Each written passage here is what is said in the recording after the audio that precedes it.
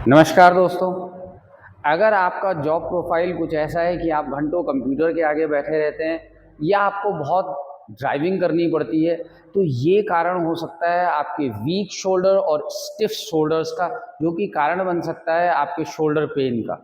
इस shoulder pain से relief पाने के लिए आज मैं बताने जा रहा हूँ आपको कुछ शोल्डर मोबिलिटी एक्सरसाइजेस, कुछ ऐसे सरल योगा आसन जिन्हें करके आप अपने शोल्डर पेन से रिलीफ पा सकते हैं।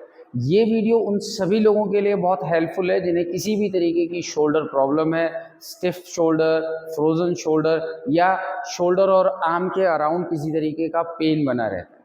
तो दोस्तों, वीडियो की शुरुआत करते हैं। इसको करने के लिए आप किसी भी तरीके के एक चेयर, सोफे पे बैठ जाइए।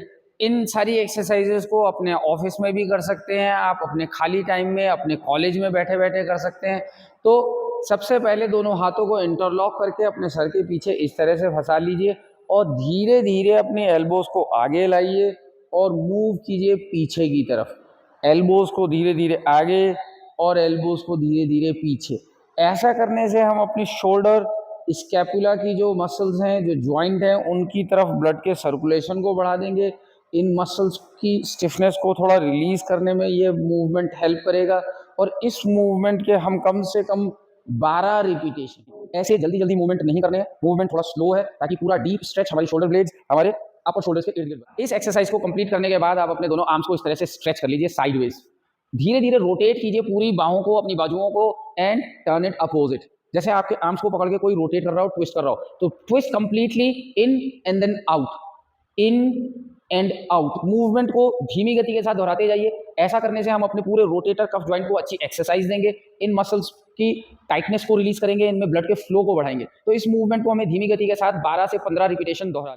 तो इस मूवमेंट को आपने कंप्लीट करना है धीमी गति के साथ साथ। और अब इस अभ्यास को पूरा करने के बाद थोड़ा सा रेस्ट दीजिए, थोड़ा रिलैक्स। आप जब इस अभ्यास को करेंगे आप फील कर सकते हैं थोड़ा टाइटनेस, थोड़ी टेंशन इस एरिया में डेवलप हो रही है, जो कि इस मसल ग्रुप, जो हमारे रोटेटर कफ जॉइंट यहाँ से शुरू होकर पूरा अंदर तक जा रहा है, इन्हें अच्छी एक्सरसाइज देगा। तो 10 से 15 सेकंड का आपने मात्र रेस्ट लेना है और अब करेंगे हमारा नेक्स्ट मूव। अब आप इस तरह से दोनों आर्म्स को खींचते हुए पीछे लाइए, हाथों को क्रॉस कीजिए, धीरे धीरे हाथों को नीचे से लाते हुए उल्टा क्रॉस कीजिए। मूवमेंट को जब आप कर रहे हैं तो इसे धीमी गति के साथ करना है। दूसरा, हर बार आपने इंटरचेंज करना है अपने हाथों को, यानी कि पहले आपका राइट हैंड नीचे था, अब मूवमेंट में आपका राइट हैंड ऊपर आ जाएगा। चेंज करेंगे, मूवमेंट को इसी तरह से दोहराएंगे, राइट हैंड ऊपर, स्विच करेंगे। अब आप अपने लेफ्ट हैंड को इस तरह से क्रॉस करेंगे, ऊपर से नीचे स्विच करते हुए मूवमेंट। अभ्यास को दोहराते जाएंगे कम से कम 12 रिपीटेशन। ऐसा करने से हम अपने शोल्डर को रेंज ऑफ मोशन, यानी कि जो हमारे शोल्डर की रेंज है, जिस वजह से शोल्डर हमारा पूरा मूव नहीं हो पा रहा है, उस मूवमेंट को, उस पूरे मोशन को शोल्डर के हम वापस लाना चाह रहे हैं। एक शोल्डर का पूरा जो मूवमेंट है वो होना चाहिए 180 डिग्री पूरा मूवमेंट। तो ये मूवमेंट को वापस रीस्टैब्लिश करना हमारे लिए बहुत जरूरी है और इसके साथ साथ इन मसल्स को देनी है हमें कुछ। अब हम करेंगे नेक्स्ट अभ्यास, जिसमें हम अपने राइट आर्म को इस तरह से खींच लीजिए साइड में और इस राइट आर्म को सीधा खींचते हुए हाथ की हथेली को अपने कान की तरफ रखिए और ऊपर की तरफ खींचिए, स्ट्रेट अप।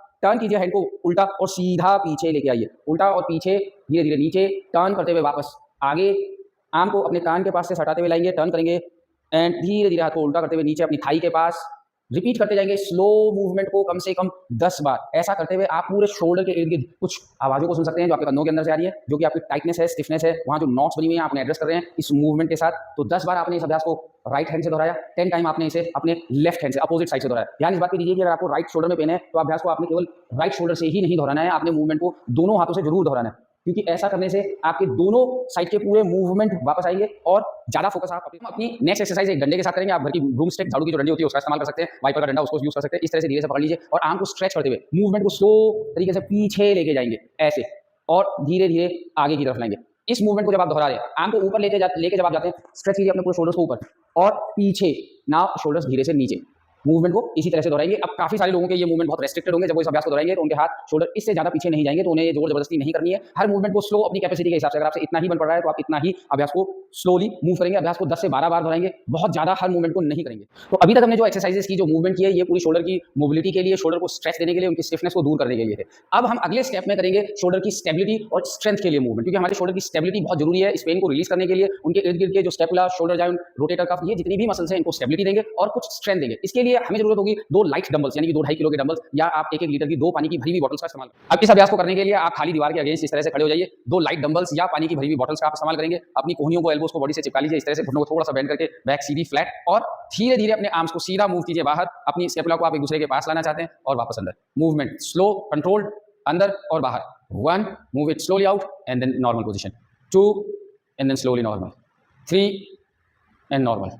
अभ्यास को कम से कम 10 रिपीटेशन 10 से 12 बार आप दोहरा सकते हैं। जब आप अभ्यास कर रहे हैं, जब ये एक्सरसाइज दोहरा रहे हैं, तो आर्म्स एक ऊपर नहीं जाएंगे इस तरह से, कुछ लोग इस तरह से मूवमेंट करने लगते हैं और कुछ आर्म्स को ज़्यादा नीचे, मूवमेंट बिल्कुल स्ट्रेट आउटसाइड। आप किसी की मदद ले सकते हैं या किसी मिरर के सामने खड़े होकर इस मूवमेंट को देख सकते हैं कि आपके आर्म्स बिल्कुल सीधे बाहर जा रहे हैं, ऊपर और नीचे इनका मूवमेंट नहीं हो रहा है। ऐसा करने से हम अपनी पूरी शोल्डर ब्लेड्स, स्कैपुला के आसपास के जॉइंट्स को काफी स्ट्रेंथ देंगे, अपने जॉइंट को स्टेबिलिटी देंगे। नेक्स्ट, स्ट्रेंथ एक्सरसाइज के लिए वापस 1 लीटर की पानी की बोतल या एक लाइट डंबल की जरूरत होगी। अगर आपको एक्सरसाइज करते हुए बहुत हैवी अपने शोल्डर में फील हो रहा है, महसूस हो रहा है, तो डंबल को आप काफी लाइट कर दीजिए, 1 से 1.5 किलो का, पानी की बोतल को आधा भर लीजिए। अब आप इस तरह से अपने एक दाहिने पैर को इस तरह से आगे लीजिए, राइट लेफ्ट नी को इस तरह से बेंड कर लीजिए और डंबल को उठाते हुए राइट एल्बो राइट नी के ऊपर ऐसे एडजस्ट करेंगे, लेफ्ट हैंड को पीछे। तो आपने आराम से डंबल को पकड़ा है, लेफ्ट हैंड पीछे सपोर्ट के लिए, मूवमेंट को इंटरनली रोटेट करेंगे अपने शोल्डर को, internal rotation of shoulder and then वापस धीमी गति के साथ 1 एंड सेंटर। पूरा माइंड बॉडी कनेक्शन, अपने शोल्डर के मूवमेंट को फील करना है, internal and external rotation of your shoulder. Continue करेंगे इस अभ्यास के भी 10 से 12 रिपीटेशन धीमी गति के साथ। तो हाथों को सीधा, आपके आर्म को स्ट्रेट इन, हाथ आपका इधर या उधर मूव नहीं करेगा, स्ट्रेट इन मूवमेंट स्लो रहेगा।